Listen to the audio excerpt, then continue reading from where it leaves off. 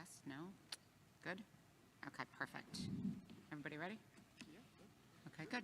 Good evening, everybody. Thanks for coming. Where am I? I'm calling to order. In accordance with the requirements of the Open Public Meetings Act, Chapter 231, PL 1975 announcement, I wish to announce that the New Jersey Open Public Meetings Law was enacted to ensure the right of the public to have advance notice of and to attend the meetings of public bodies at which any business affecting their interest is discussed or acted upon. In accordance with the provisions of this act, the School District of the Chatham's Board of Education has caused notice of this meeting to be published by having the date, time, and place thereof posted in the Board Administrative Offices, sent to the clerks of Chatham Borough and Chatham Township, the Library of the Chathams, the Chatham Courier, the Daily Record, the Star Ledger, and TAP. Mr. DeQuilla? Cross. Yes. Ms. Allen. Here. Mr. Del Sandro. Ms. Kenny. Yes. Mr. Ryan. Here. Mr. Smith. Yes. Ms. Weber. Here. Dr. Zhang. Here. And Ms. Chigarelli. Here. All present and accounted for. Perfect. Please join us for the Pledge of Allegiance if you're able. Allegiance to the flag of the United States of America and to the republic for which it stands, one nation, under God, indivisible. There we go. Okay, perfect. Okay, once again, thanks for coming.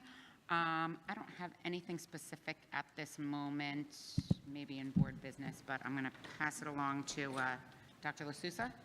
Thank you, Ms. Ciccarelli. We'll roll right into the two reports that are underneath my section of the agenda. The first is our annual discipline report, which is a regulatory requirement in New Jersey, and we do every June. And then the second will be a quick update from our attorneys handling our social media lawsuit. So we'll start with the discipline report. I'll invite the members of the board down into the seats.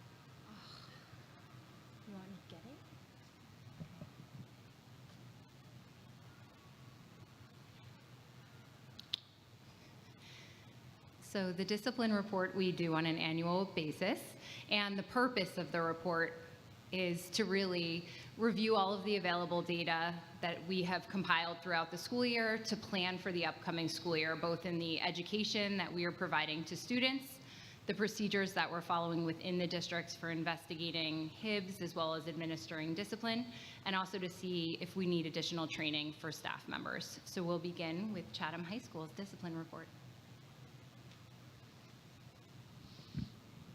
All right, good evening. Thank you. I'm Connor Henderson, Assistant Principal and Anti-Bullying Specialist at Chatham High School.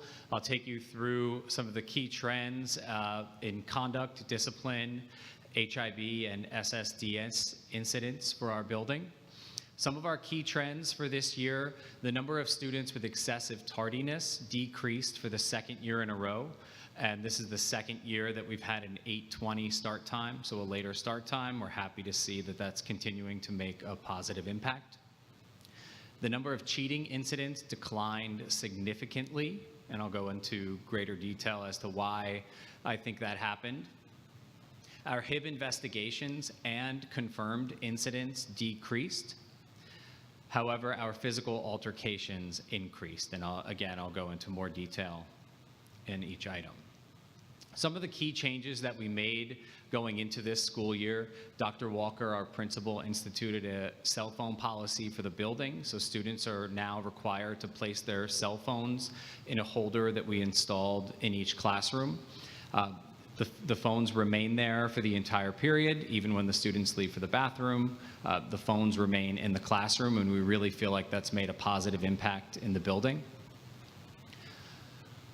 We worked with our site council, which is a group of teachers, a representative from each department last year on how to make students more aware of our academic integrity policy. And one of the things that came out of our site council was that this should be reviewed in every class by every teacher, and that it may be helpful for students to read and sign off on our academic integrity policy. So all students did that in their English class during the first week of school.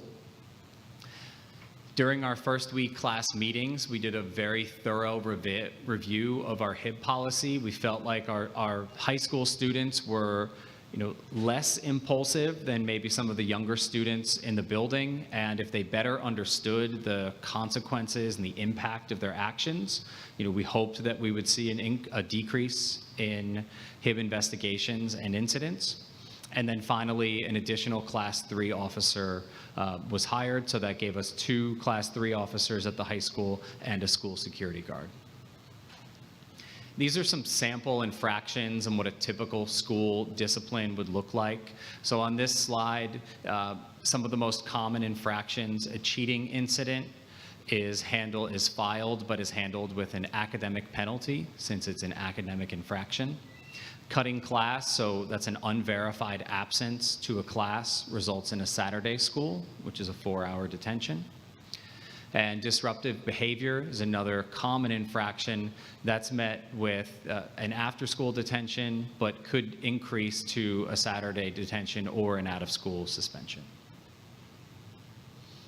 Inappropriate cell phone use for a first infraction is typically met with an after-school detention, as well as late to class is another common infraction that we see. Students receive counseling support and some remedial measures in addition to the after-school detention for arriving late to class. And then finally, I want to highlight the use of tobacco vaping infraction. That is met with a 1-day suspension. However, if there's substance use in the building, so a THC vape may be the most common infraction here, that would result in a 4-day out-of-school suspension. We have 2 different incident types, and I'll go through each one. The discipline type incidents, our most common infractions would be cutting class, so again, an unverified absence to a class, inappropriate cell phone use, or disruptive or inappropriate behavior. And then we have file type incidents, which are really procedural infractions, most commonly lateness to class or failure to follow procedure, like signing in during study hall or signing out of the building when they leave. Our discipline type infractions, we had almost the same number as last year. We had 192 total incidents, which comes out to about 1 infraction for every 6 or 7 students in the building, or just over 1 for each day of school. The total number of students with a disciplinary incident, we had 128 students commit an infraction this year. That's roughly 10% of our student body, but you can see that 99 of them committed 1 infraction and did not repeat. So this shows that students are, possibly making a mistake, but learning from that mistake and not repeating. And then we have a very small number of students with multiple incidents. This year we had 16 students with 2 incidents. We had 7 students with 3 to 4 incidents, and then 6 students with 5 or more incidents. And this tracks with the data from last year, with roughly 14 to 15 students committing multiple infractions. Again, this represents about 1% of our student population. Suspensions are for significant infractions. Our suspensions this year were for either inappropriate behavior, vaping, whether that's tobacco or THC, or fighting. There were also suspensions for HIB, and you can see the number of suspensions that we had was on par with last year. Our SSDS incidents are incidents that are reported to the state. We had 4 confirmed HIBs, which was half of last year's total. We had 3 confirmed substance use incidents, which was down from 10 last year. This year, we did see an increase in a fight or assault, fight being mutual conflict, and assault just meaning that it was one-sided without retaliation. We did see 3 of those occur. Each time that happens, the police are notified. It is handled with heavy consequences and counseling as well for those students. We saw 0 incidents of damage to property, 2 threat incidents, and 0 weapons incidents. This next slide breaks down the offenders by grade and gender. As you can see, our male students continue to commit the large majority of our infractions, with 89% of our infractions being committed by male students. And then once again, our grade 9 represented about 1/3 of the total number of infractions. And we believe that that's just due to maturity, and we see the number of infractions decrease each year by grade as students mature in 10th and 11th grade. And then we typically see a small spike in 12th grade. Those are usually procedural infractions. 12th graders have open campus, so there's more opportunity for them to either not return on time or not sign out properly. And that's typically why we see a small increase in grade 12 each year.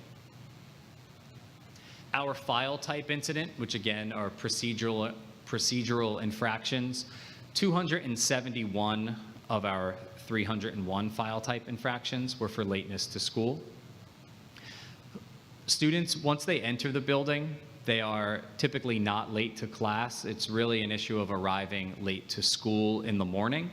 We saw 60 fewer incidents than last school year and 120 fewer than the 21-22 school year when we had a 7:40 start time. So again, this has decreased each year. When students arrive late to school, they sign into the office, the teacher marks them tardy, and then once they accumulate a certain number of tardies, we send letters home, we issue detentions, we schedule conferences with the parent and the counselor to really talk about the reason for the tardiness, whether that is trouble with transportation, trouble with sleep, maybe an overworked student who's staying up too late at night, and we really try to get to the root cause. Academic integrity, as I said earlier, was a big focus for us this year. We had 17 incidents. That's 44 fewer incidents than last year. Last year we had 61, and this time last year I was very concerned about the academic integrity violations. I think having students sign off on our policy and asking each teacher to talk about what academic integrity looks like in their content area and provide department-specific examples was really helpful for students. The temptation is always there, and we know that with AI, the opportunities to cheat are growing, but we really want students to value their learning and understand that as they get older, and with 98% of our students going off to college each year, the consequences for cheating only get more severe as you continue in your education. So I was very happy to see that number significantly decrease. Our HIV data this year, we had 10 HIB investigations. 4 of them were confirmed. That's down from 8 confirmed incidents last year. And we had 1 student who had previously committed a HIB infraction throughout their time in the district. This next slide just highlights that a HIB report can be filed by anyone. It can be filed by a parent, student, staff member. As you can see, we had a confirmed HIB from each kind of demographic there, and we also receive anonymous HIB reports through our website. So of the 4 parents who filed HIB reports, 1 was confirmed. Of the 5 students who filed reports, 2 were confirmed, and for the 1 staff member who filed a report, 1 was confirmed. Our identifying characteristics, we have seen cases where race, sexual orientation, or religion were the distinguishing characteristic in previous years. This year, we did not have any in those 3 categories. All 4 of our confirmed HIB incidents fell under the category of other. Dr. Walker does have the opportunity to complete the principal's determination checklist along with myself as the anti-bullying specialist. Many of these, we use the principal's determination to decide whether or not an investigation was warranted. And if we assumed that all of the information in the report was true and still knew that it would not meet the 4 prongs of the HIB law, then we chose to use the checklist rather than investigate. Many of those came from our anonymous HIB reporting system. And in most cases, there either was not a victim identified, it didn't actually pertain to HIB, or there was not a substantial disruption to the student or the school. So we used the checklist a total of 7 times this year. And finally, our strategies, some of these are new, some are programs that we utilize year after year to address HIB, but also just to build a safe and welcoming environment for every student. We continued with our Links Peer Mentor Program, which is 11th and 12th graders who applied to be peer mentors to our freshmen and provide lessons to them in their health and PE classes. Once again, our Connections Club lunch table was a huge success. We ran multiple Week of Respect events this year in October, and along with the help of our Kids Helping Kids Club, which is a new club formed to address bullying peer-to-peer. So it was really nice to get student support on that. We continued with our Start with Hello program and our 9th grade health curriculum. This year, we really focused on community and what creates a healthy community. We had students talk about what they love about the community that they live in, what they would like to see changed, and also, about their school community and what they hope to get out of their high school experience. We had an emphasis on our school spirit events this year, and we tracked participation throughout the year and awarded points to each grade.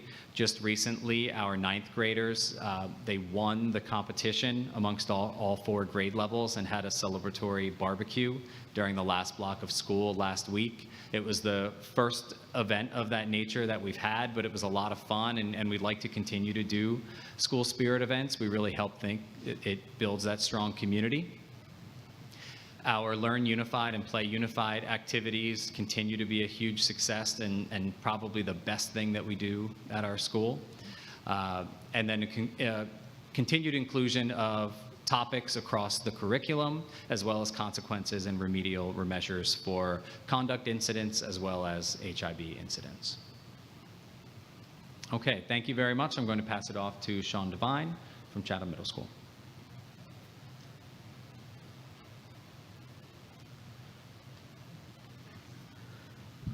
All right, thank you, Connor. Good evening, members of the Board of Education, Dr. LaSousa, district staff members, and members of the community. I'm Sean Devine, an assistant principal at Chatham Middle School, and tonight I'd like to take you through the discipline report for CMS for the 2023-2024 school year. To begin with, you will note as we make our way through the data tonight that there was a similar number of HIB incidents this year. However, a decrease in the percentage of confirmed HIB infractions, as we have seen an increase in mutual social conflicts. Furthermore, you will observe that race presented as a motivating factor in half of our confirmed HIB violations. The next 2 slides contain some of the typical infractions of school rules at CMS this year, along with their accompanying consequences. Disruptive, inappropriate behavior was our most common infraction. This next slide shows that usually the discipline will range from warnings and conferences with an administrator or counselors to detentions and suspensions. Here you will notice that there were 844 students enrolled at CMS this year, and 110 discipline incidents were committed, or about 0.13 per student. This represents a decrease in incidents, which is in line with the decrease in student enrollment. Of the students who violated the school rules, 71 of them, or about 8.4% of the population, did so once and did not reoffend. 14 students, or 1.6% of the student body, committed 2 incidents. 9 students, or 1% of the student body, committed 3 to 4 incidents, and 2 additional students committed 5 or more. In total, these 11 individuals accounted for 43 offenses, or 39% of all the incidents. SSDS, or Student Safety Data System, represents a series of infractions that deal with violence, vandalism, substance and weapon offenses, and HIB. This year, we had a total of 6 confirmed HIB violations and 14 alleged HIB incidents, which resulted in a significant decrease in the number of confirmed HIBs. We also had 2 violations relating to possession of a weapon and 0 incidents of fighting or assault, which is down from the 4 previous years. As for suspensions, 7 students, or 0.8% of the student body, were suspended once this year, and no students were suspended more than once. This is a 50% decrease in overall suspensions.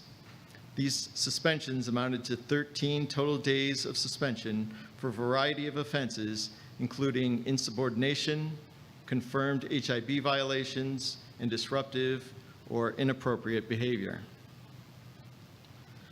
When we look at the breakdown of the 96 students who violated the school rules this year, you will notice that far more boys committed offenses than girls, with the former contributing to 86.2% of the offenses and the latter contributing to 13.8%. In terms of the grade levels, 22.9% of the offenses came from 6th grade, while the 7th and 8th graders accounted for 41.7% and 35.2% respectively. As opposed to discipline-type incidents, file-type infractions include information on students who are excessively late to school.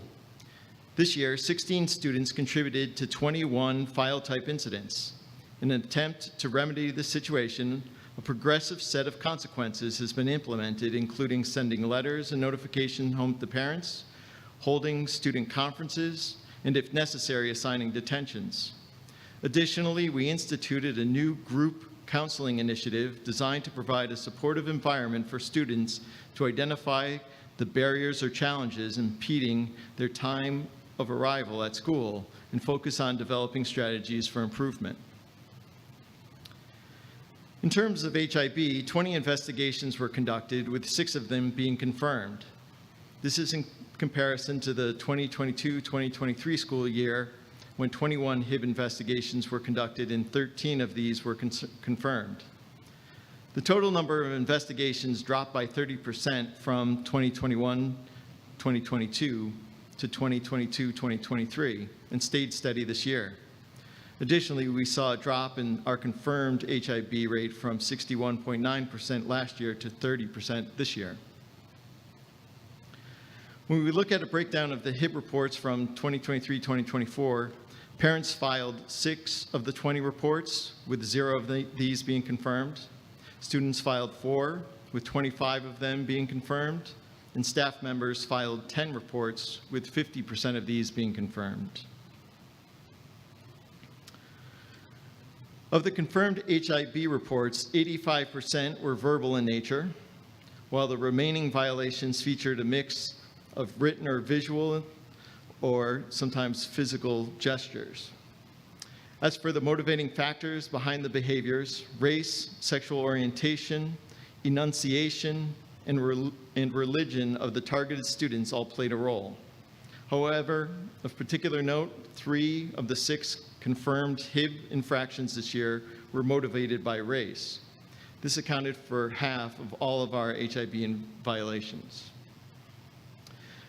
District Regulation 5131.1 allows the principal, in consultation with the anti-bullying specialist, to determine if a reported complaint of harassment, intimidation, or bullying falls within the scope of HIB, assuming all facts are presented are true.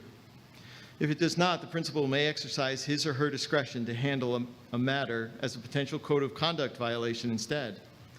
This year, this measure was used 5 times at CMS due to the lack of a distinguishing characteristic, the presence of a conflict between students, or the absence of corroborating evidence to support a finding of HIB.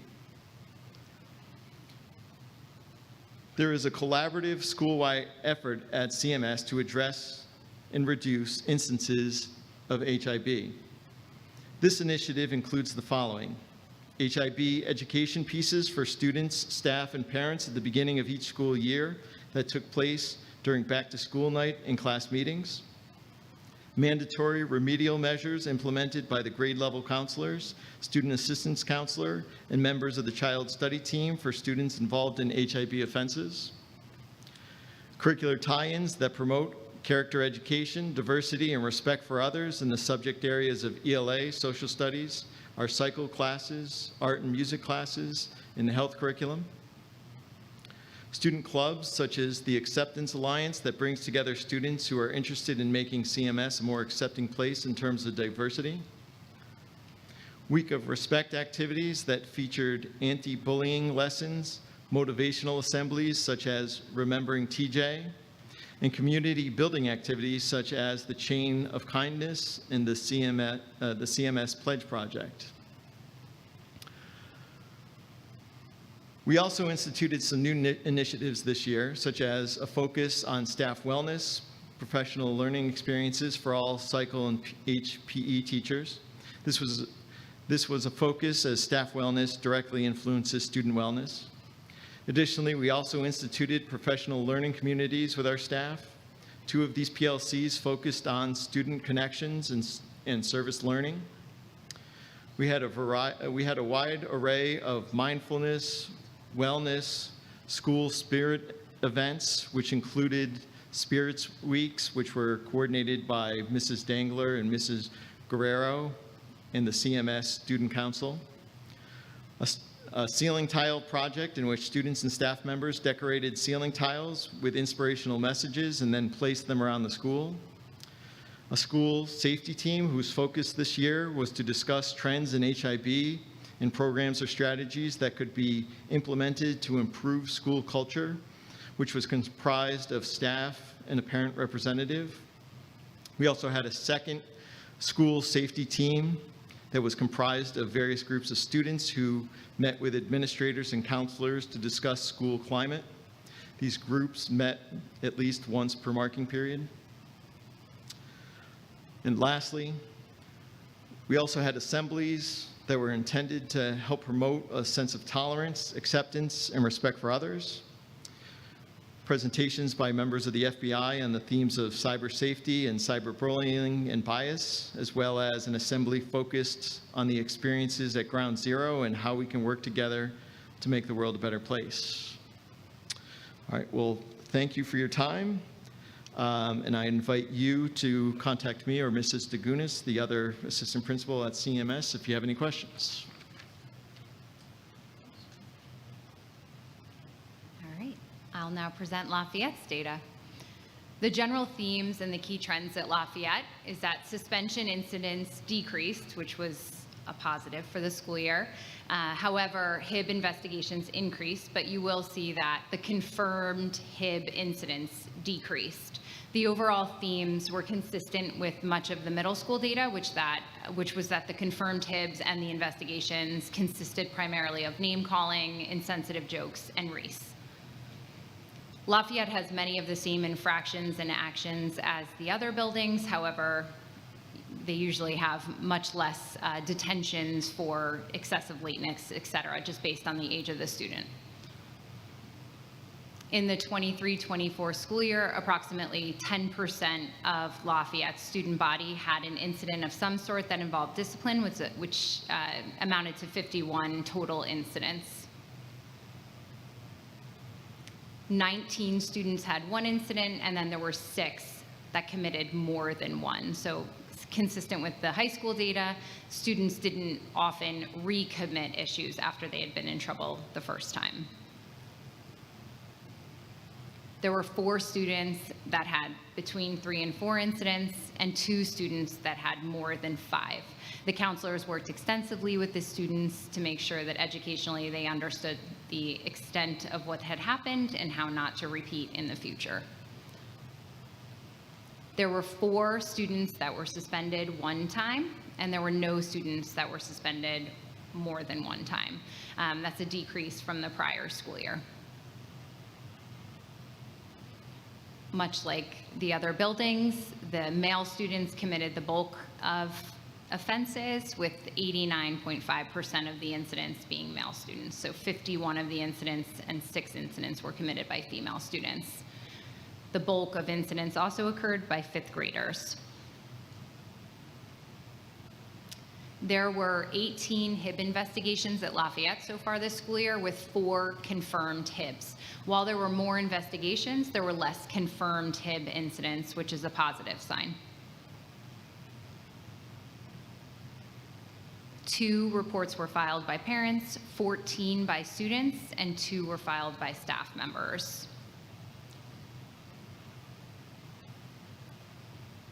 In the 4 confirmed HIB incidents at Lafayette, 2 were based on race, 1 was weight, and 1 was sexual identity. There were 3 principals' determinations, and again, Mr. Henderson explained that's where if everything that's reported is assumed to be true and it still does not meet the threshold of a HIB, then the principal has the right to determine that it's not HIB. Rather, it could be a code of conduct incident. It's not like the school doesn't investigate it in some capacity. It's just not opened as a HIB investigation. It's addressed through code of conduct and/or counseling. Lafayette had extensive strategies this school year to ensure that students were learning the impact of their actions. For example, there were many lessons on zones of regulation. In the beginning of the year, the counselors and Mrs. Russo, the principal, led HIB assemblies for all of the students. They had counselor-led lessons, small counseling groups, all-school assemblies. They also took grade-level trips to Jeff Lake to focus on team building and making connections. They worked incredibly hard during the school year to really educate students on the impact of their words and their actions, and because of that, we've seen a decrease. In 2024-2025, they plan to continue and increase the role playing that they've done so far in the SEL lessons for students, so that the students clearly understand that certain jokes are inappropriate, but also in a developmentally appropriate way. So the role playing has been very successful for the counselors to do with the students. And they're thinking about introducing student contracts to use as a reminder, similar to the academic integrity policy at the high school where students sign contracts. They're thinking about also introducing those. And then finally, a major takeaway that Mrs. Russo and the counselors had was that they'd like to repeat and reinforce HIB lessons midway through the school year, just as a reminder, because by the end of the year, the students would have benefited from additional work, about the concept of HIB and appropriate actions. So they plan to do that next year. And now we're moving on to SBS, Washington, and Milton's discipline reports. So in the elementary, suspension incidents increased, HIB investigations increased, as well as the confirmed HIB incidents increased. The themes were name calling and race. There were 8 HIB investigations in the 23-24 school year at Southern. At Washington, there were 7, and at Milton, there were 3. Oh, if you want to go back, thank you. And confirmed HIB incidents, there were 6 at Southern, 3 at Washington, 1 at Milton. There were 3 principals' determinations at Milton, 2 at Washington, 2 at Southern. Southern had 1 student with more than 2 suspensions. Washington had 2 students with 1 suspension and 1 student with more than 2. Milton had 3 students with 1 suspension and 4 students that had 2 or more suspensions. There were extensive educational components introduced in the elementaries. There were school-wide efforts centered around HIB education, assemblies, the Week of Respect activities, which featured anti-bullying lessons. Second step lessons are utilized throughout the school year on an ongoing basis with all of the grade levels and all of the classrooms. The counselors push into the classes to do those lessons. And then there were extensive class lessons that address behavioral themes. Counselors also pushed into certain classrooms if they noticed that there was a behavior or a certain term or an activity that didn't perhaps go as well as planned. The counselors would push in and do more specific class-based activities. And finally, there were curricular tie-ins focused on the themes of character education, diversity, and respect in all of the elementaries. The HIB, the district grade report, is administered by the Department of Education. It's a self-assessment that's completed by each school. The district score was a 78 out of a 78. And essentially, we're scored on the programs that we utilize, training on the HIB policy for staff members, the curriculum and instruction on HIB, and related information and skills that are evident within the district, and then finally, the HIB reporting and investigation procedure. So similar to former years, we've scored a 78 out of a 78. The overall trends throughout the district, there were 5 investigations that were based with physical contact, 16 that addressed the themes of race, culture, and religion, 41 that had an identified characteristic present. That might be based on weight, height, age. It could be any identified characteristic outside of race, culture, and religion, and 3 were based in social media. In 2022-23 school year, there were less regarding physical contact, less regarding race, culture, religion, less identified characteristics, more from social media. So this year we had 66 investigations, last year 57. Our data appears to be very consistent with the Commissioner's annual report that's compiled from the SSDS system throughout the state of New Jersey. The most recent report that was released was regarding the 21-22 school year, and throughout the state there was a 45% increase in race-based HIBs, and it appears that that's consistent with some of the data that we've compiled within the district as well. Moving forward, we will continue to examine and provide training and education for students and family. Staff are trained annually. We hold school safety team meetings in all of the buildings, and I personally work with the anti-bullying specialists in the entire district regarding what training needs to occur in each of the buildings, as well as educational components for students. So we will continue to look at the data we've compiled to plan and implement additional supports and services for the upcoming school year. Thank you.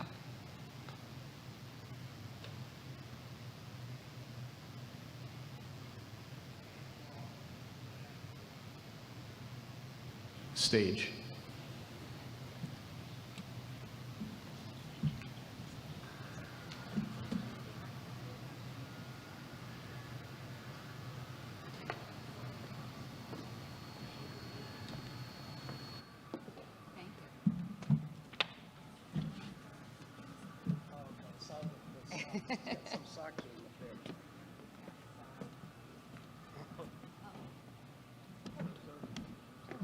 I'm doing all right. How are you?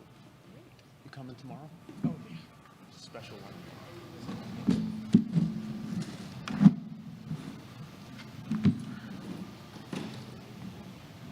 Any way we can kill that spotlight, Nick? Woo.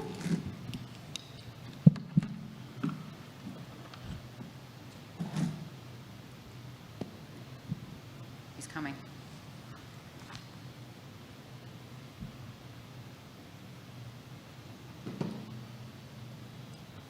Okay. Okay, so thanks for everyone for their presentations. I suppose you're taking questions? Yeah, are there any questions for Emily or Sean or I Connor? have a question for Mr. Henderson. You had stated that the academic integrity numbers had gone down, which is great. Do you attribute that to, so you said that they had signed the academic integrity policy. Had students done that in the past? They had not. They had not, so that was newly implemented this year? Yes. Okay, so do you feel that that was definitely played a role in that? I think it was one of the contributing factors. Right. Last year we saw a significant increase in confirmed HIB incidents and cheating incidents. And we spent a lot of time in our class meetings during the first week of school, really highlighting those 2 key areas. We also emphasized this with our teachers and spent months with our site council really talking about academic integrity, encouraging teachers to all follow the same reporting procedure. So in a way, I thought that we may see a similar number of incidents because we encourage teachers to all file incident reports for cheating and not just handle it in the classroom. But I think there's just the holistic approach of having teachers talk to their students, having administrators address it with the students, and then have them read and sign off on the policy. I think that all led to the decrease.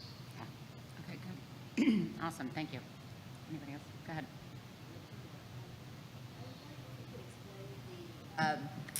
The usage of the principal's discretion. This is somewhat new, and wondering in terms of the recourse parents have if they don't agree that the determination comes out that it's not him. So could you kind of expand on that? Yes, and we've been using the principal's determination for several years, and if a parent really expressed concern over us not investigating an incident and felt that an investigation was truly warranted, I would say in almost all cases, we would move forward with an investigation. We did not have any concerns shared in using the principal's determination each time.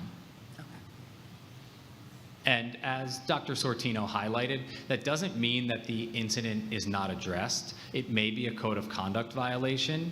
It may come with formal school consequences or counseling, but it is clear that it is not going to meet the threshold for HIB given the information that we were given compared against the 4 prongs. Great, thank you. It's also afforded to us, the principal's determination is written within the law as an acceptable way to address something that is reported. This year was the first year that we were required to report the number of times we utilized that. So that's afforded to us by law and policy as well. Great, okay. Thank you. Dr. Sorrentino, this is probably addressed to you since you're the leader of the pack there. The numbers are great. I mean, our numbers are small. We can't, complain about that. I know this is mandatory that you have to report on it. I was just curious, the race one concerns me because it seems like we've made no inroads, at least in the last 10 years that I've been here, or 13, however long it's been. So that, especially at the middle school, those kids are old enough, they know better. I get the developmentally ones, I get the silly jokes, but I mean, I counted like 36 strategies and educational components, but something's not working. So I'm just curious if we can, and I don't necessarily need an answer, but of all those strategies and components, you just can't keep throwing bullets at it. Something has to be tweaked a little bit because these kids are too old to be having race issues in middle school. I mean, if they grow up in high school, it then could become criminal. So how do we tweak some of these strategies and these educational components and curriculum to really zero in on race? We've made great strides in, comments about sexual orientation, LGBTQ. We've made no inroads there. I think the children are exposed to a variety of content that they don't understand, perhaps when they're engaging in social media or otherwise. They are then repeating certain terms in school, not understanding the impact. So in our elementary schools, we're seeing the use of words that are completely inappropriate and offensive. I'm not quite sure that the students always understand exactly what those words mean. To your point about the middle school, this year we started that if anything occurs that is racially based in any capacity, each child has 3 mandated meetings with the student assistance counselor for an educational component in an individual setting so that they truly understand the impact to their words. However, we continue to examine the best way to introduce educational pieces that will also make an impact so that kids are not repeating this very serious mistake. And do you see that they're not repeating after this? Okay. Correct. So that's good. And we have to remember there are only three confirmed incidents dealing with race at the middle school and I think 0 it's at 3 the too high many. school.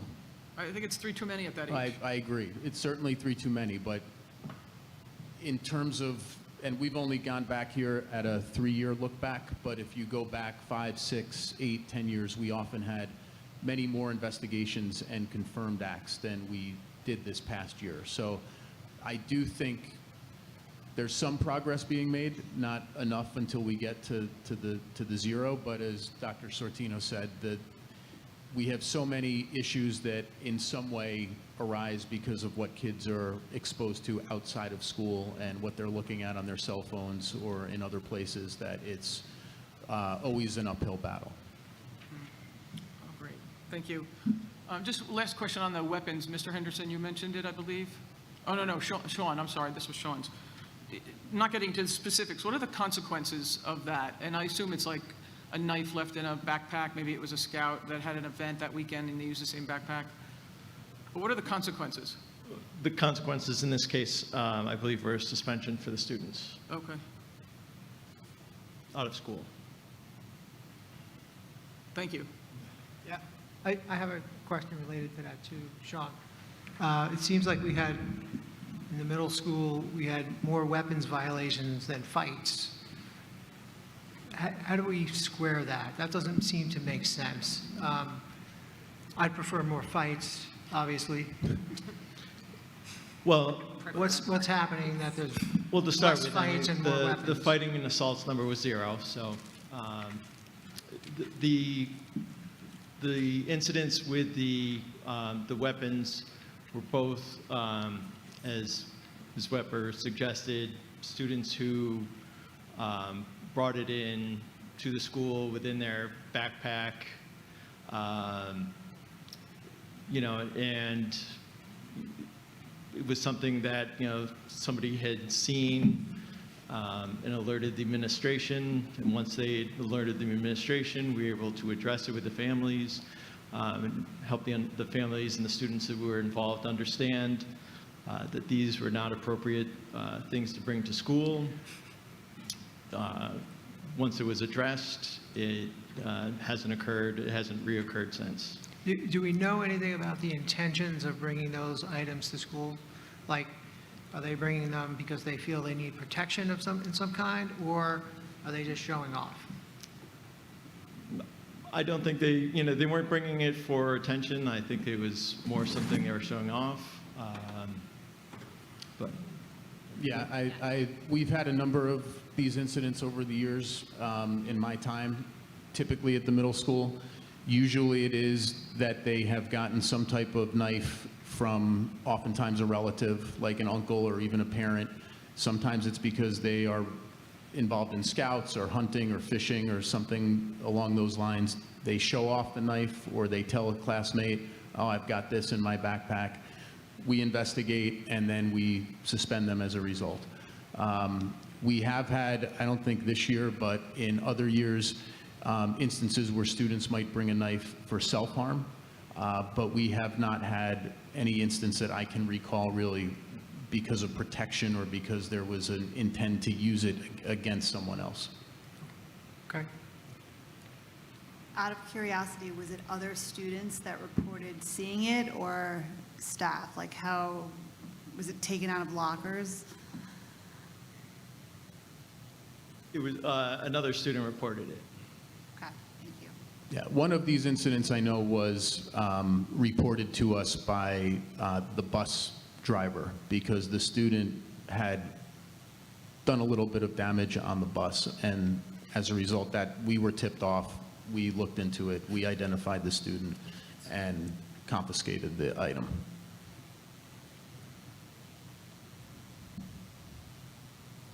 Anybody else have any other questions? All right. Well, thank you to Yes, the thank three of you you. all. We appreciate the thorough report. And this is a good segue. So several months ago, members of the Board of Education had asked our attorneys from Corella Byrne, who are representing us, Dave Gilfillan and Michael Innes, if they could at least appear at a meeting to introduce themselves, maybe give a high-level overview of the litigation that we became involved with over a year ago now. I know that they're conservative in what they want to share publicly because obviously this is an ongoing matter and not something that they're going to speak frivolously about. But nonetheless, I invite them to the microphone just to introduce themselves, and if there are any general questions that our board might have for them, you can ask now. And if they're comfortable answering them, they will, and if they're not, I'm sure they'll let you know. In a lot of words, in writing. Right. Sure. Hello, everyone. I've met most of you at some point over the last year plus. My name is David Gilfillan, and I'm now going to introduce you to Michael Innes, who not all of you have met, but you will be seeing more of in the future. Dave's a little taller than me. So. Hi, yeah, my name is Michael Innes. I'm with Corella Byrne. I met a lot of you over Zoom a little over a year ago. I was recovering from knee surgery. Now I'm back up and about, so you will see more of me. I can give you a very high-level update on where we are in the litigation.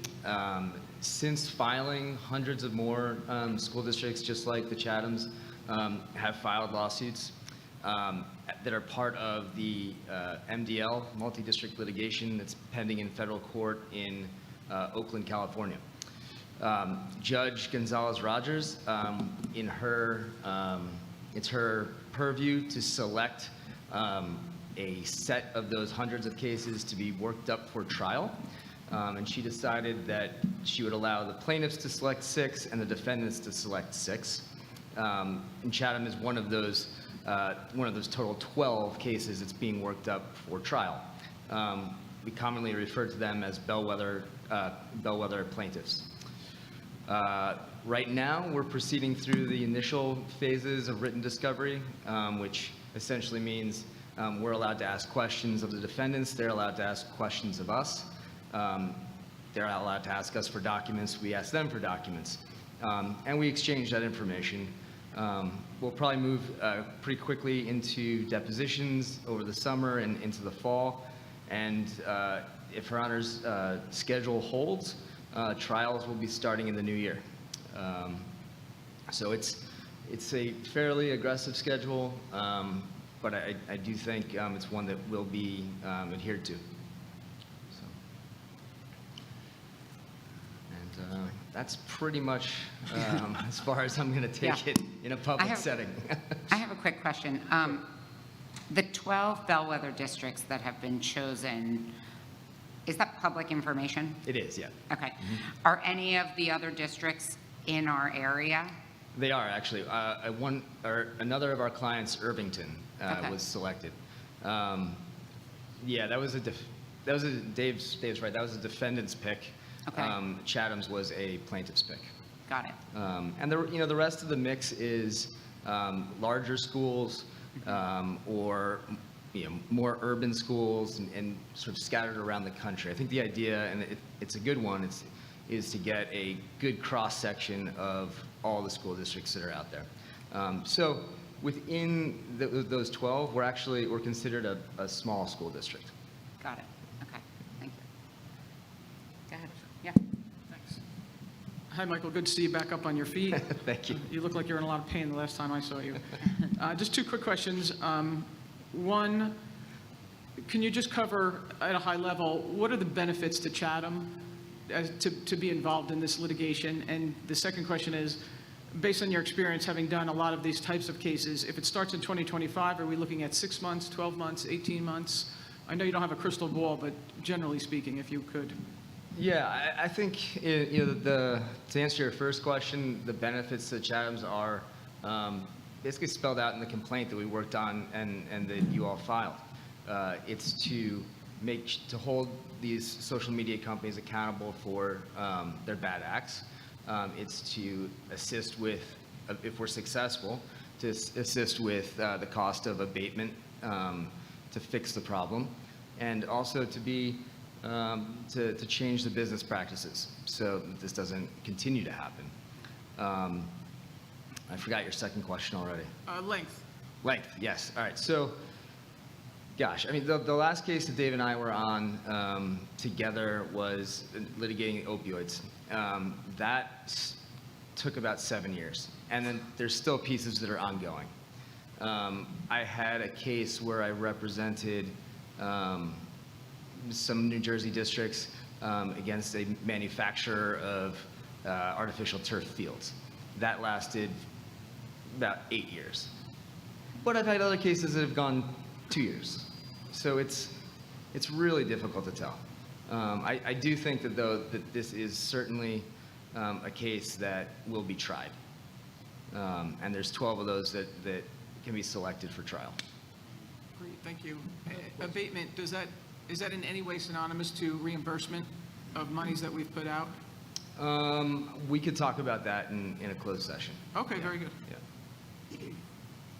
Yeah, my question, I had a question was, is there a point through your litigation, is there a point where they say, give us a number, or do you guys say, make a change? Yeah, we should probably discuss that in closed session, but I can tell you that it just in the abstract, there is a point in every litigation where you get to the point where settlement talks happen, demands are made, terms are negotiated. Right. Okay. Anybody else? That's all I got now.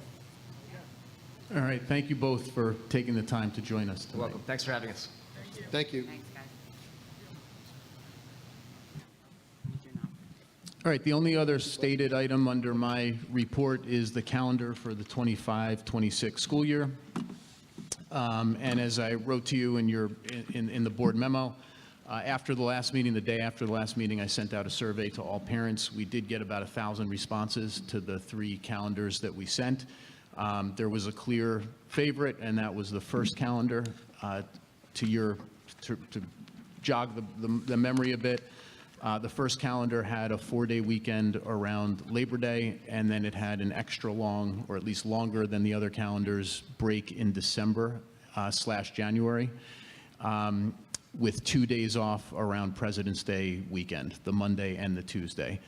And the final day of school was the 16th of June. And of the parents surveyed,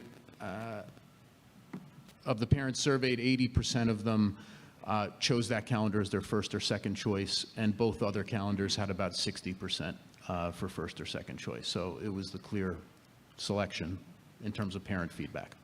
Can I just ask a quick question? On calendar number 1, did we change February to, like, I'm seeing it as that we're off Friday and Tuesday. Monday is the actual holiday, correct?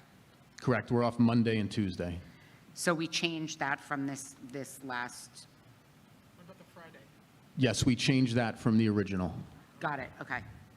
So it's And Monday. in the original, we didn't have Labor Day, I don't think, as the Friday before Labor Day. Correct. Okay. Perfect. Okay. Yeah, I mean, very clear as far as the survey went. Is that generally the number of responses that we get when we have sent out calendars before? I feel like we had Somewhere fewer in than that last time, but I can't remember. Okay. It sounds like a pretty decent number, 1,000. It was a good showing. Okay. One of the other calendars had the entire week of February off, and then another one had fewer days, basically didn't have the 4-day weekend at Labor Day, didn't have the longer December break, but schools got out earlier, the week before. So, Okay. Well, that was good. I'm glad we did that. 'Cause- so if you're comfortable with it, I'd like to suggest that we adopt that calendar tonight under board business or under Section D of the agenda, wherever it's convenient, just so that then we can send that out to all families before the school year closes, and everyone will know what the 25-26 calendar is. Okay. I mean, I'm cool with it. Everybody good with that?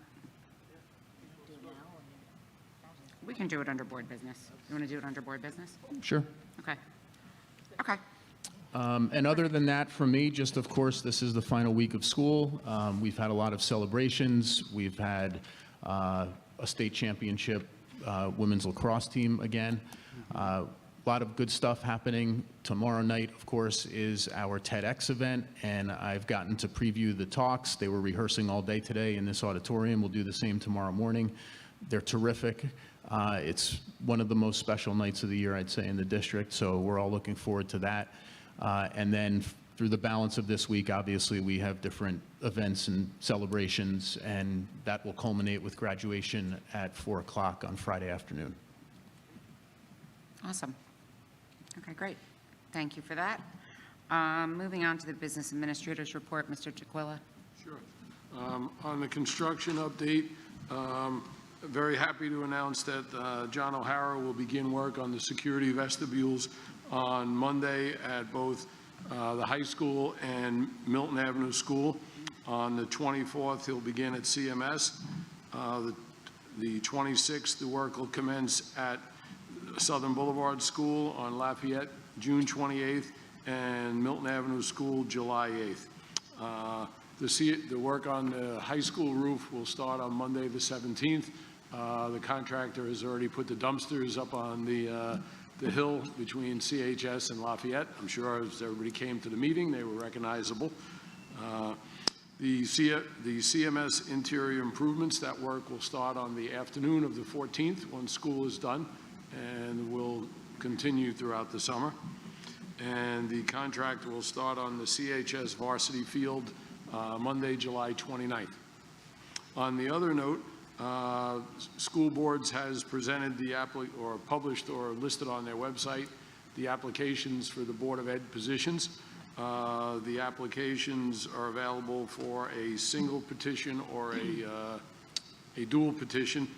For the township, the two current incumbents are Ms. Kenny and Ms. Allen, and for the borough, it's Ms. Ciccarelli. And as a reminder, the applications are due to the county office no later than 4 p.m. on Monday, July 29th. And I will be putting both application forms up on the website. Great, thank you. That's all I have.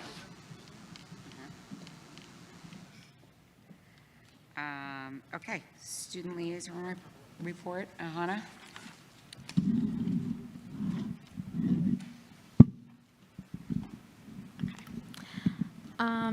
Dr. LaSousa kind of stole the show, yeah. But yeah, there's not much to report with everything wrapping up. The high school schedules for the next school year have been released, and then, like Dr. LaSousa said, we had lots of celebration stuff going on. So we had senior prom May 31st, and the senior picnic was last week, which were both successful. And then, like Dr. LaSousa said, the girls lacrosse team won the state tournament. And then, as you can tell from this fun little setup we have over here, the TEDx Youth event is tomorrow evening here at 7 p.m. with the theme Reframe. So the talks are going to be about changing and new perspectives on various topics. And then we have baccalaureate service at St. Pat's on Thursday for the seniors, and then graduation at Menon Arena on the last day. And that's all that we have going on. Thank you. Okay, perfect. Moving on to committee reports. Personnel, Ms. Weber? Yes, great, thank you. Thanks, Ann. We met on June 5th, and we covered 4 topics. The first was an update on the paraprofessionals. We're kind of in phase 2 now of having full-time paras versus part-time paras, if everybody recalls. There was a second question passed to provide benefits to some of our paras so that we can offer benefits and make them full-time. That question was not to increase salary, it was just for the benefits portion.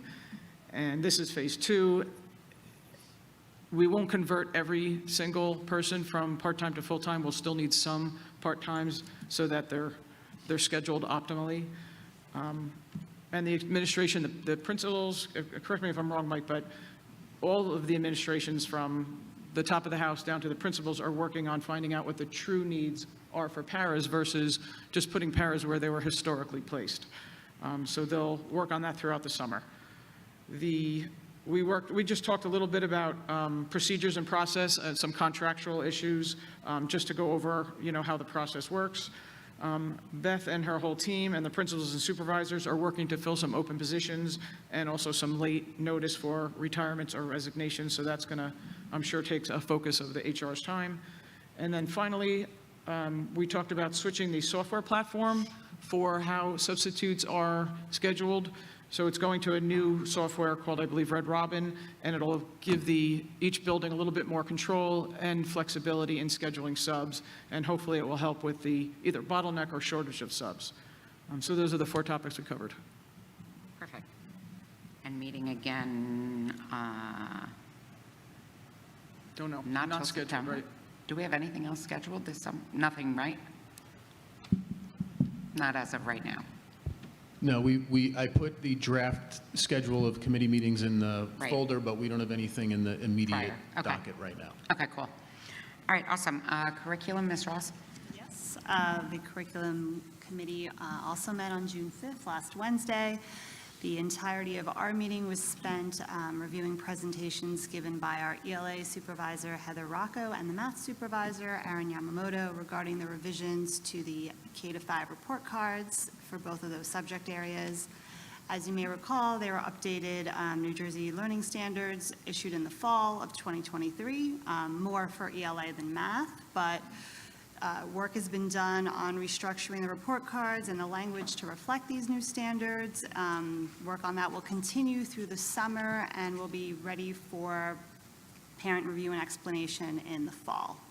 And probably meeting again in September, unless otherwise stated. So, thanks. Perfect. Finance and facilities, Mr. Smith? Finance and facilities has not met, and we will not meet in September. August August 21st. August 21st. Thank you. Okay, perfect. And policy and planning, Mr. Ryan? Policy has not met, and not met since the last meeting, and we're not meeting again until August. Perfect. Okay, great. Any liaison reports from anybody? Yep, I have a quick one for CEF. Reminder, TED Talk tomorrow night. You can still get your tickets, as everyone has mentioned. And then, as outlined in the agenda, CEF approved a $14,000 grant to complete the conversion of 3 high school math classrooms. The first 2 phases were done in 2018 and 2021. These are mainly design changes, the whiteboards on the tables, and just changing it over from a traditional classroom into one that, supports research that shows that this kind of environment increases productivity and critical thinking. So this is the 3rd round of funding that is complete, and that brings CF's grants to $60,000 to complete this project. Wow, that's amazing. Thank you. Awesome. Nobody else? Okay, perfect. Minutes from the last meeting, Mr. DeQuilla? On the May 13th minutes, Ms. Kenny, Mr. Ryan, Mr. Smith, and Dr. Zhang need to abstain. Okey-doke. I'd like to make a motion to approve the minutes from the, what did I say, May 13th? Second. Thank you. Minutes from May 13th, Ms. Ross, Yes. Ms. Allen, Yes. Mr. Del Sandro, Yes. Ms. Kenny, Abstain. Mr. Ryan, Abstain. Mr. Smith, Ms. Weber, Yes. Dr. Zhang, Abstain. and Ms. Chicarelli. Yes. Minutes past 5:04. Okay, perfect, thank you. Okay, we're going to have our first opportunity for public commentary. Hearing of the citizens during the public commentary section of the agenda is an opportunity for any member of the public to be heard about issues which are or are not topics scheduled for the current meeting. To help facilitate an orderly meeting and to permit all to be heard, speakers will be asked to limit their comments to a reasonable length of time. And if you would, when you go up, just sign in and state your name, that would be great.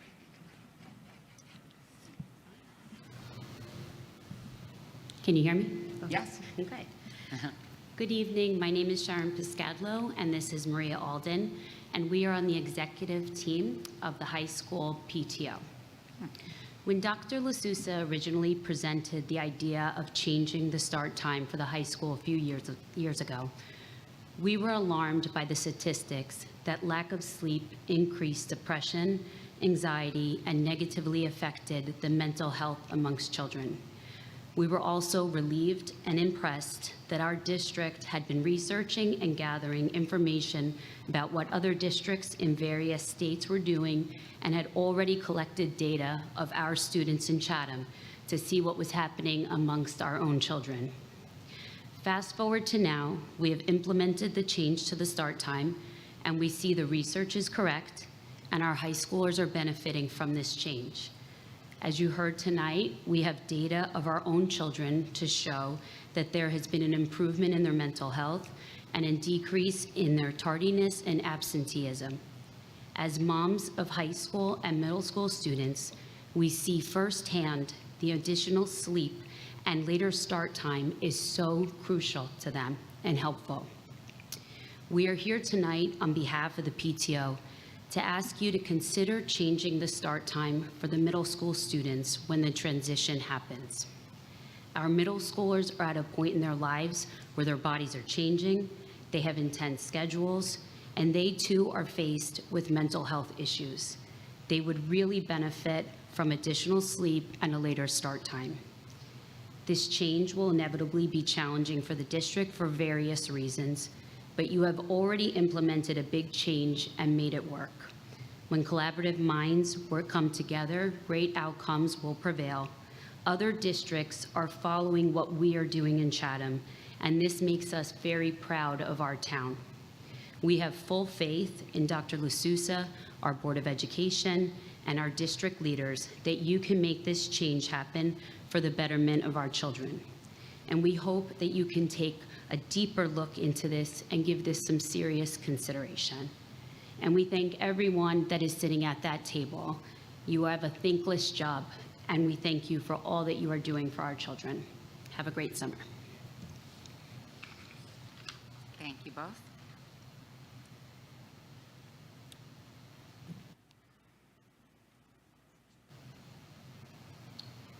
Libby Hilsenrath, Chatham Borough. I just wanted a clarification. I think Ms. Weber mentioned that there was money paid out for the social media litigation. I thought this was sort of a contingent situation where we don't pay anything unless we win the case. So my question is, have we paid out any money so far? And then my second question, just from doing some research, so over the past 5 years, just what I've researched from 2019 to 2024, there have been 35 cases settled, listed on the agendas, that say approval, settlement agreement. Upon the recommendation of the superintendent, the Board of Education approves the settlement agreement between the district and the parents of special education student number, and that number will change. So that's 35 cases in 5 years. Can anyone tell me the cost of those? And then also, have we paid out any money to this firm over the social media lawsuit? Thanks. Thank you. Good evening, Bill Heap. First, I will put on my JC hat and thank everybody who participated in the Fisherwack Run on Saturday. It was a beautiful day. We didn't have to scrape anybody off the pavement. School district had a team. We had over 500 runners, and it turned out to be just perfect. So thank you very much. All the money goes back into town. Second thing, switching gears, I have to say I was disappointed in the lawyer's presentation. I didn't learn anything more than I already knew. It would be nice to know some of the ground rules on this. I just think we should know whether they are litigating this themselves, whether they are part of a bigger consortium, whether they have any financial skin in the game themselves. Is it being financed by an outside entity?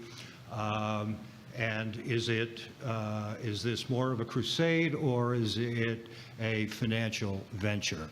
And finally, what do we get for our good name besides, it appears, a lottery ticket? And the last thing I will say is that I will be at the TED Talk tomorrow night. It's one of the best things, and I've been to the previous two. I don't know if there have been any more, but it is one of the best events that I have attended in the school district, and I urge everybody to go. Thanks. Thank you, Mr. Heap.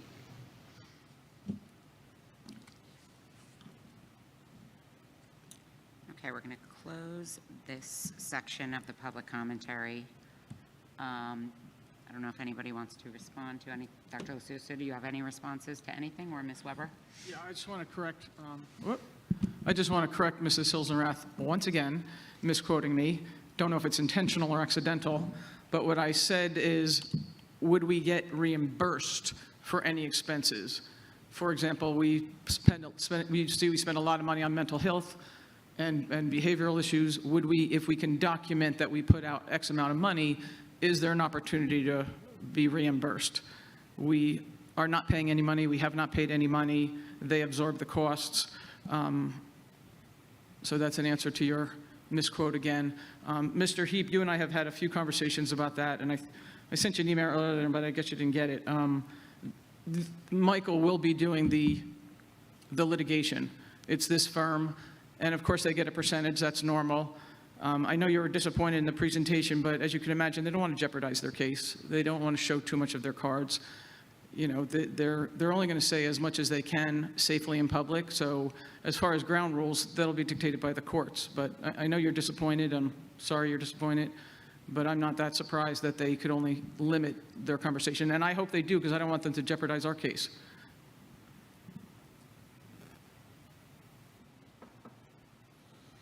Dr. LaSousa? Sure. Well, I'll start by saying, in terms of settlement agreements, we all know special education is a point of dispute at times between the hundreds of families who we service and the students we provide those services to. And on occasion, there is a disagreement about program for students, and that can range from a very small, relatively small type of program in the summertime to an out-of-district placement that might span years and years and years and years.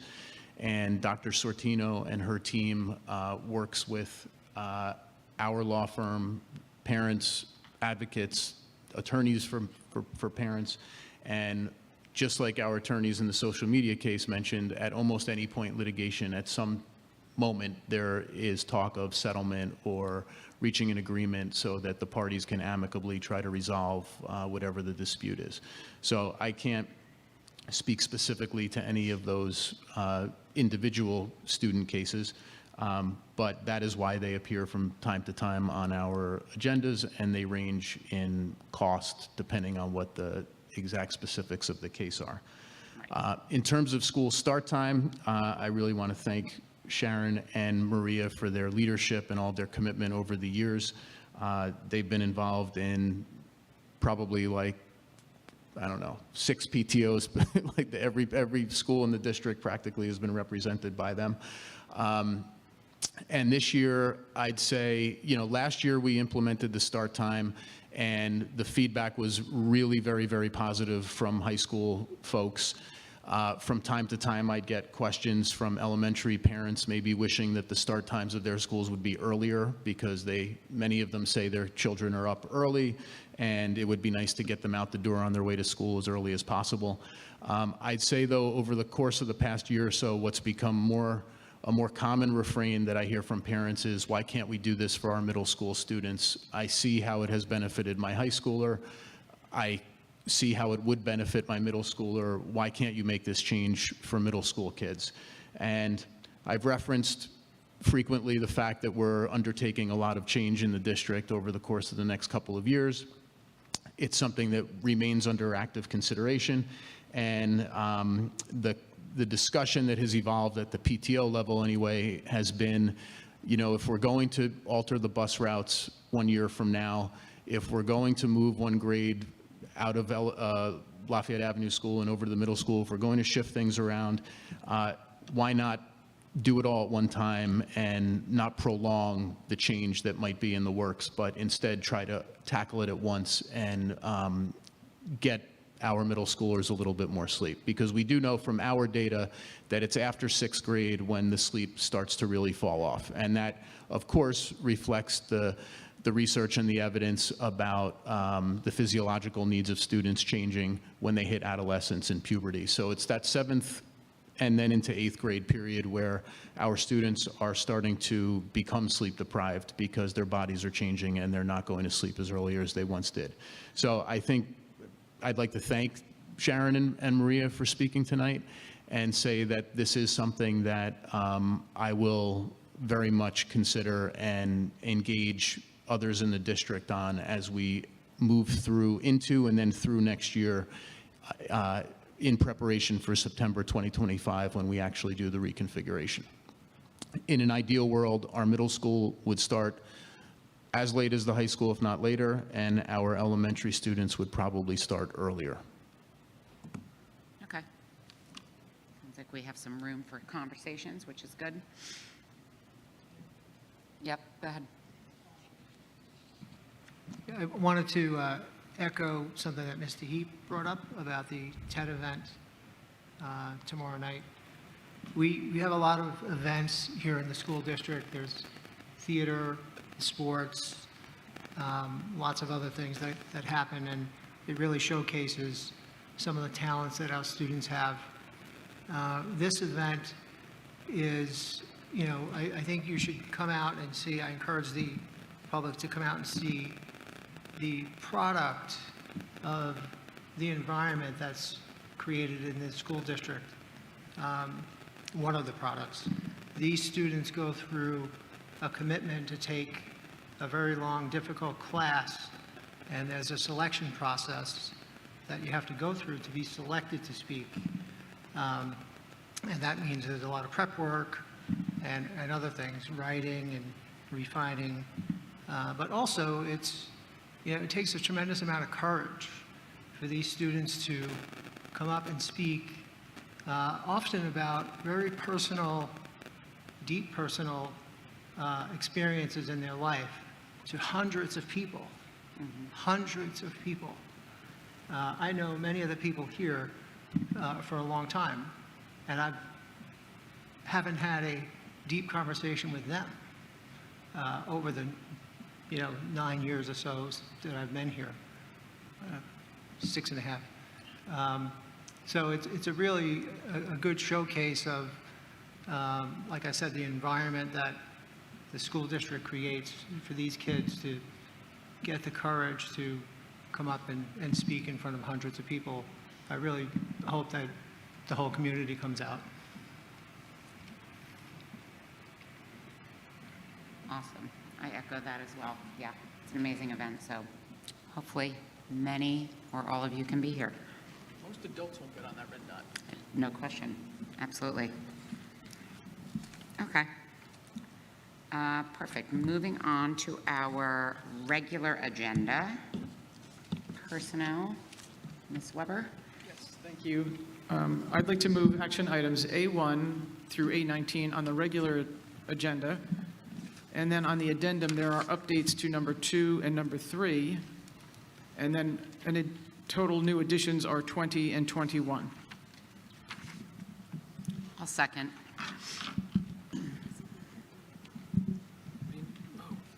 I'd like to wish Suzanne Bass the best. She's been part of the fabric of our middle school, just a terrific person, and you've seen her here on occasion at holiday time doing, playing, having her quartets or groups of students play the strings for us, but she's terrific and we wish her all the best.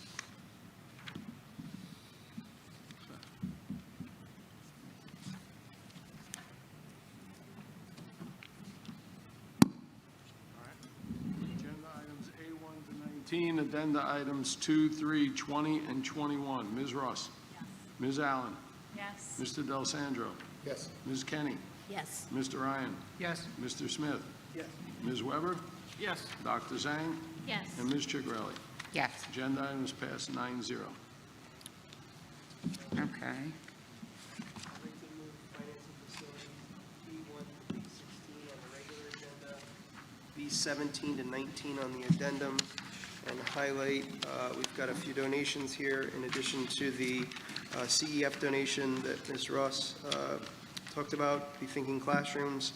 We also have a Greater Lafayette Classic for Cougar Academy donation, and we have a donation from the Washington Avenue PTO of $50,000 to purchase a new playground. So thank you. That's very nice. Excellent.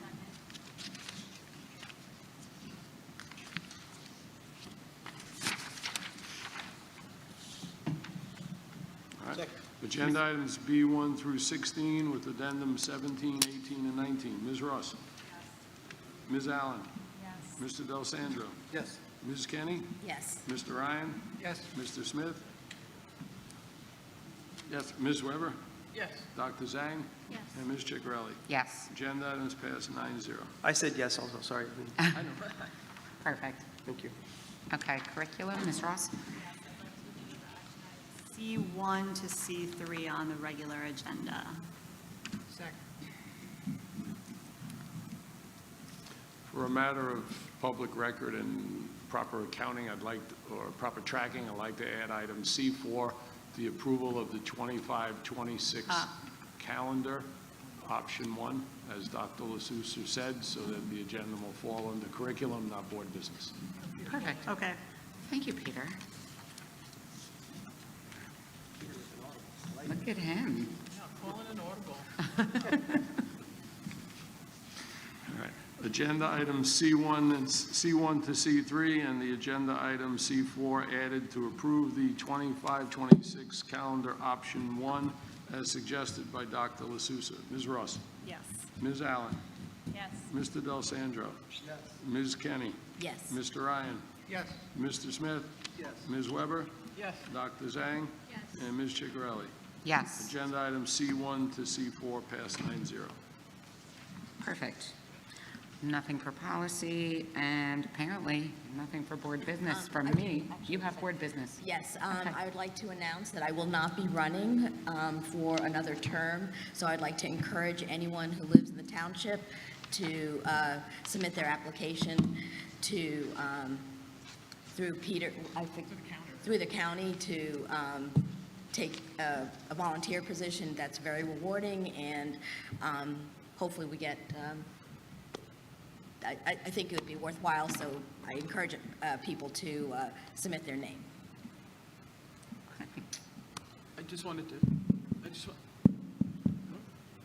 Thanks. I just wanted to thank Lotta for her time. She's been here 13, 14, 15 years. She's not done yet. She's the longest. Not done yet. Not done yet, but she is the longest running board member. So I just want to thank her for, Amazing. I mean, referendums, redistrictings, a global pandemic. I'm sure I'm forgetting most of it. Construction all over the place.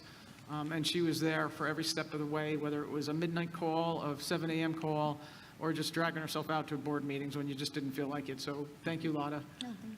So I hope the next person does 15 years as well. Big shoes to fill, for sure. But we're not done with her yet. Yes, I'm here through December 31st, so I'll keep Thank the seat goodness. warm for whoever. Exactly, I want to exactly. let people know what they're in for. That's right. Perfect. Anybody else, anything for board business? I'll just mention quickly in the spirit of all of Lotta's contributions over the 15 years. We had a little reception on Friday for our students exiting our 18 to 21 program. And these are students who, once they kind of hit the timeline of 18, they remain with us in a transitional program until they're 21. And we had this reception in the classroom that they frequent, and it was wonderful to see. And I'm bringing it up here because this is the kind of thing that you guys create or help enable us to create and put resources into that you might not think about all the time. You probably made those decisions to put us in a position to implement that program 3 years ago or 4 years ago or 5 years ago or 6 years ago. And the turnout of high school staff in this classroom, you couldn't believe it. Like, both the police officers wanted to hug these kids goodbye. Staff from all over the school, the main office secretaries, principal from another building across town, supervisor, like, people just, some of these students have become like family members within the environment of the high school, and it was really touching. And I know Emily is the, the person spearheading this and making it all happen. But several of us kind of went down just to say hello. We got to talk with some parents a little bit, talk with students a little bit, say goodbye. But it was just it was a wonderful expression of true caring and love on the part of a lot of our staff at the high school and these students who've been with us more than most others usually are. So I want to thank this Board of Education for getting behind expansion of programs to help as many kids as we possibly can. And Mike Ryan is 100% right. If you want to see the manifestation of that because you missed it on Friday's reception, come tomorrow and you'll see it in spades. Awesome. Okay. I'd like to open up for a second public commentary. Anyone? Okay. We will be having an executive session. Action will not be taken, correct? Correct. Okay, perfect. All right, I'd like to close the regular meeting. Thank you, everyone, for coming, and get home safely, and we will see you soon.